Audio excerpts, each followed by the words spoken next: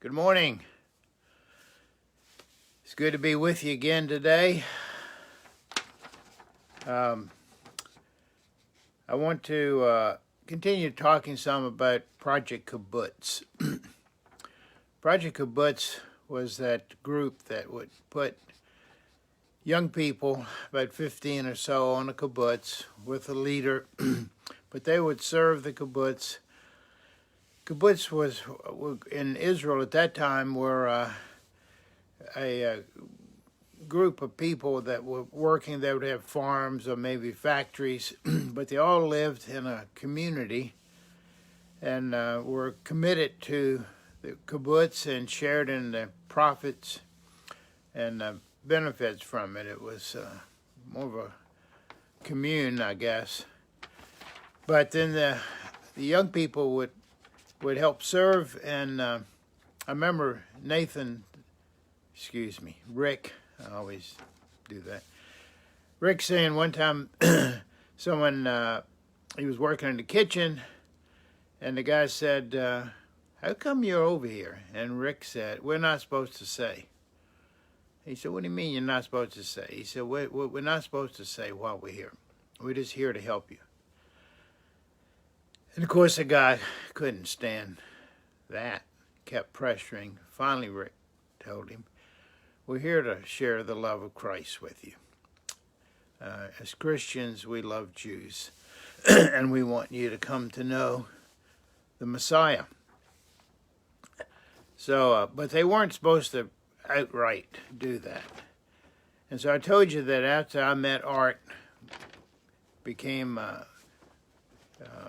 close and talked about it with our people, Rick and Bob Grimacy went over.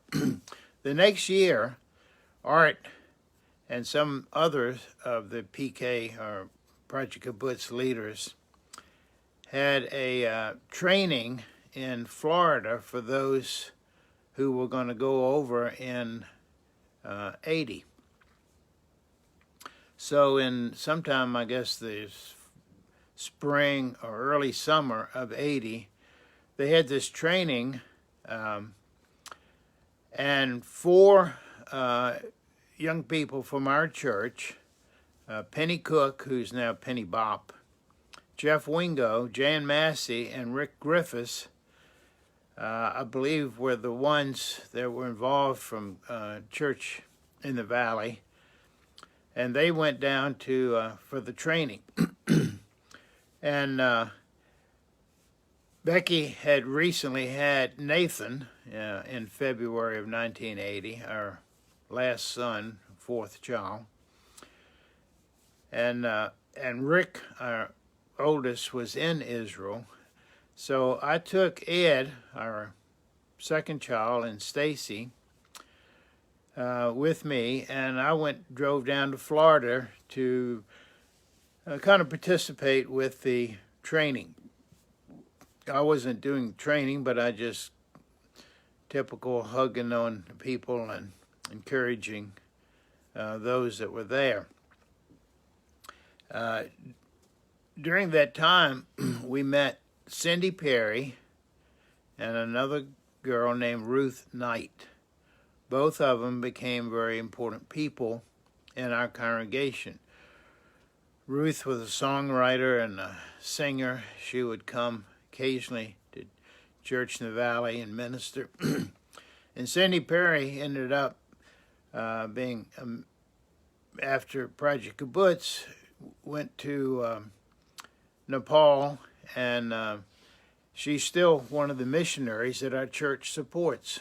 Wonderful lady, gotten her doctorate, and is very instrumental in training Christians in Nepal and India, that area. The guy that wrote You Are My Hiding Place was also there that time. That's when he first brought that song out, and instantly it was a hit. While I was there, of course, Ed and Stacy Ed was like 16, 15, Stacy 12, but we had a lot of friends there, so they stayed with their friends. And I went over to Melbourne, Florida to see Jamie Buckingham, who I'd gotten to know on this trip. Jamie had pastored in Greenwood, South Carolina, the very place we lived while we were in seminary. And he'd become a friend of Francis Nicholson. And then, of course, I became friends with Francis Nicholson, and he got me to go to Israel, Francis did, to be with Jamie. And through Jamie, I was introduced to Art Carlson.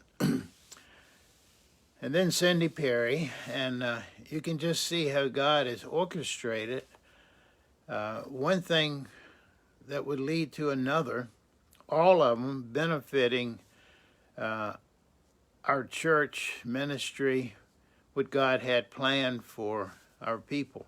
As I told you the other day, he knew I needed help, and he just organized it beautifully. Interesting little story. While I was visiting with Jamie, I went over on a Saturday and spent the night, and we went with them to church on Sunday. And they had just gotten a new worship leader in their church. It was interesting. Another thing, too, I want to tell you about that, but that Sunday morning, Jamie had a huge sack of something on the stage. And he asked somebody to come up and pick it up. And the guy said, "Gosh, this is heavy." And he said, "Yeah, it's 40 pounds. And they said, "Well, what's in it?" And he'd gotten 40 pounds of beef fat.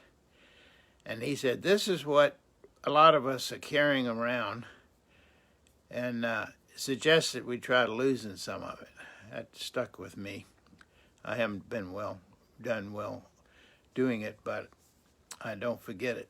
But anyway, he had a new worship leader that Sunday, and the guy was wonderful. I can't remember his name, but he was one of the best piano players I've ever heard, and in addition to that, a wonderful singer, sung a lot of Christian songs and hymns. But he was leading worship. But afterwards, we went out to eat, Jamie and Jackie, his wife.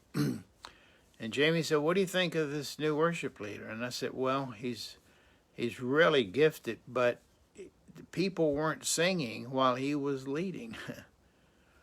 I said, "Jamie, they were just listening to him." That was one of the blessings that we had at home with Robert Clark. Robert led people into worship. He didn't perform, he led. And that's my understanding of what a worship leader is, someone who helps bring the rest of the congregation to the throne of God, to encounter God and worship, to adore him, and to rather than to perform before them. We were blessed in that. We had the best in Robert. Project Kibbutz continued to be a great blessing. I don't know how many other people, I can't, I'm not going to try to name them because I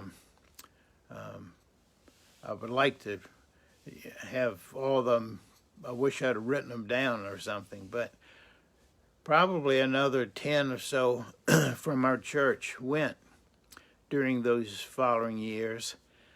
And everyone who went, their lives were permanently etched with the glory of God, and they grew. It was training. I know some of them up in the upper area, I can't remember who now, but at one time they spent like 3 or 4 days in the bomb shelter because they were getting rocket attacks. I remember one person who was going to go, I can't remember who now, but they wanted me to talk to their parent, their mother and dad. And so I met with them, and they were very concerned about their child going over and being in Israel, because at times they are attacked. And so I was trying to explain that they were trying to be very safe. They had bomb shelters, and that term didn't make her feel better. And finally I said, I realized that they lived in D.C. And I said, you know, how safe is it in D.C.? She said, it isn't very safe anymore. I said, well, the safest place for your child is to be where God wants them. Making them stay in D.C. or Harrisonburg when they're supposed to be in Israel is not a safe place. And that, she resonated with that. She was a strong believer. So was her husband. And they, you know, that's important. King David, remember, got in trouble because it said at the time of year when kings go out to war, he was in Bethlehem, or he was in Jerusalem, rather, and he saw Bathsheba. If he'd have been out with the army, he wouldn't have seen her, wouldn't have gotten in trouble. The safest place always, regardless of what happens, the right place is where God wants us. So remember that. Project Kibbutz was a wonderful blessing to our network. And through art, then I met Chuck Farah, who was a wonderful Bible teacher, taught at the seminary at Oral Roberts University in Tulsa. And then we developed a relationship, and I'll talk to you about that. A lot came out of that, very significant things. Anyway, I love you. This is the day the Lord has made. We will rejoice and be glad in it. God willing, I'll see you tomorrow. Bye.